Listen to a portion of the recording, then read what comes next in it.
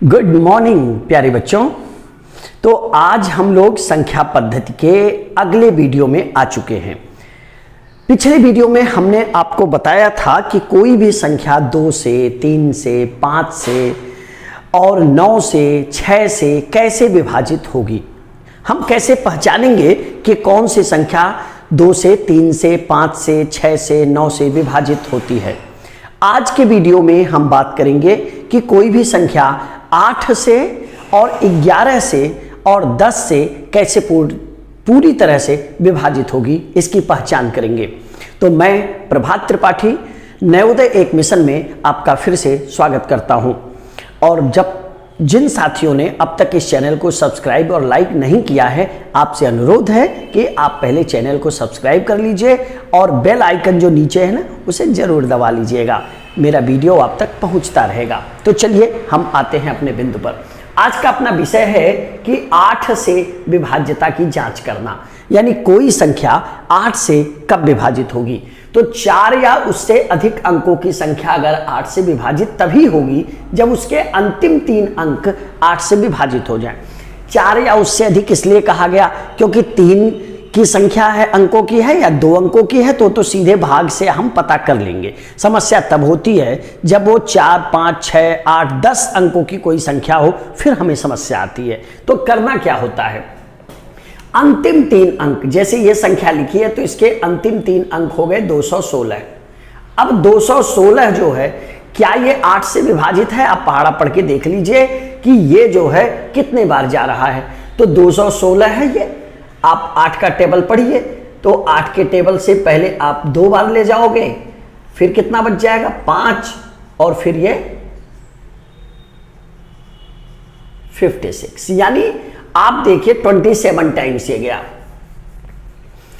क्योंकि आपको पहाड़ा भी तो ऐसे याद होगा, 8 दूनी 16 और 8 सतह 56। अब आते हैं दूसरे एग्जाम्पल पर, 0 0 0। जाहिर सी बात है कि तीनों 0 है तो ये पूर्णतः विभाजित हो जाएगा। 216 चूंकि आप देखिए यहां कर चुके हैं, मैंने आपको समझाने के लिए बड़ा खूबसूरत उदाहरण का श्रृंखला लिया है। 216 हम देखें जो अंतिम 3 अंक है वो 8 से पूर्णतः विभाजित हो रही है। तो इसका मतलब यहां भी 216 है अंतिम 3 में, तो ये भी होगा। यहां देखिए हमने यहां भी 216 ही लिया है, मतलब संख्या कितनी भी बड़ी हो, अंतिम 3 अंक को आप ध्यान दे दीजिए। जैसे ही अंतिम 3 अंक आप देखेंगे आपकी ये संख्या, यहां देखिए तीसरी संख्या है 57,104, ये 104 है। 104 भी अगर आप देखिए तो 8 से विभाजित हो जाएगी, ठीक है, 13 बार जाएगी। आप चेक कर लीजिए 8 से भाग दे करके कि 8 एक बार जाएगा तो यहाँ 8 बचेगा, यहाँ बचा 2 और ये हो गया 24। 8 3 बार आप पहाड़ा पढ़ेंगे तो 24, यानी शेषफल 0 हो गया। यानी आप यहां देखिए कि ये 13 बार गया, यानी हम 8 की विभाजिता का नियम ये है कि अंतिम 3 अंक जो है दाहिने तरफ से हम उसको देखेंगे तो वो संख्या 8 से विभाजित होगी। मैं टेस्ट पेपर जो दूंगा इसमें इस तरह के प्रश्नों को दूंगा। अब मैं आता हूं, अगला जो प्रश्न है 11 से विभाजिता का नियम। ये बड़ा शानदार है कि कैसे ये चेक होगा। इसके लिए मैंने एक टेबल भी बनाया है, बड़ा खूबसूरत, आप देख लीजिए, बड़ा अच्छा है, आपको समझ में आ जाएगा कि यदि किसी संख्या के विषम स्थानों पर स्थित अंकों का योग, कहां दाहिने तरफ से लेना है, विषम स्थानों पर स्थित अंकों का योग और सम स्थानों पर स्थित अंकों का योग, इन दोनों का अगर हम अंतर ले लें, अंतर, और वह अंतर या तो 0 हो या जो संख्या आए वो 11 से विभाजित हो जाए, तो वह संख्या हम 11 से विभाजित मानेंगे। अब ये बात जो हमने कहा इसको समझते हैं। मान लीजिए हमने एक संख्या लिया है 803। देखिए दाहिने से विषम पर ये 2 अंक है जिसका योग हो गया 11 और सम पर 0 है, तो अंतर कितना हो गया 11 ऋण 0 बराबर 11। अर्थात ये जो अंतर है ये 11 से विभाजित हो रहा है, एक बार जा रहा है, 1 टाइम हो रहा है, इसलिए ये 803 जो संख्या है ये विभाजित है। अच्छा, यहां देखिए हमने वही संख्या लिया भी है 308।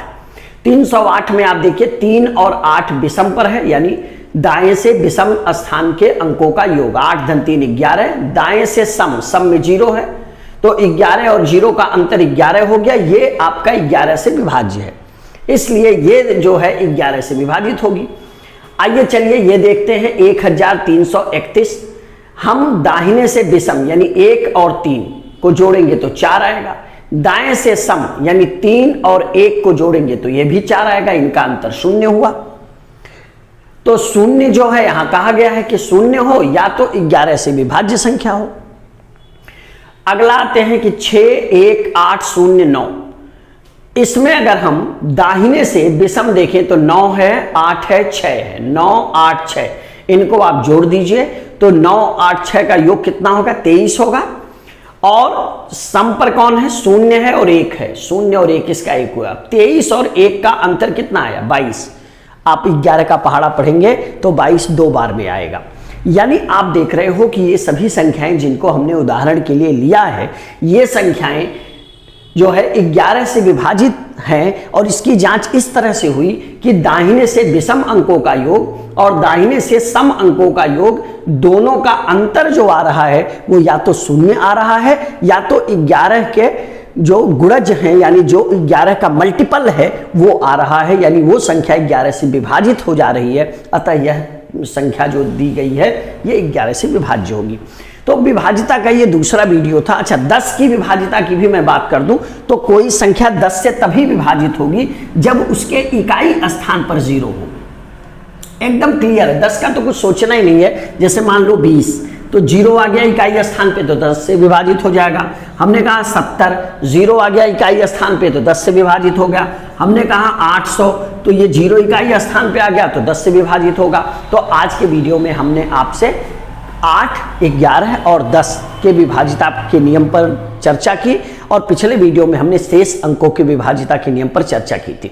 मुझे उम्मीद है कि विभाजिता का जो नियम है ये आपको समझ में आ गया होगा और निश्चित रूप से आपको वीडियो कैसा लग रहा है और आपको और क्या चाहिए आप कमेंट बॉक्स में जरूर लिखिए, जिससे मैं आपकी बेहतर मदद कर सकूं। हमारा एक लक्ष्य है अधिक से अधिक बच्चों का नवोदय में चयन हो और आप गणित के अवधारणाओं को बेहतर रूप से समझ पाएं।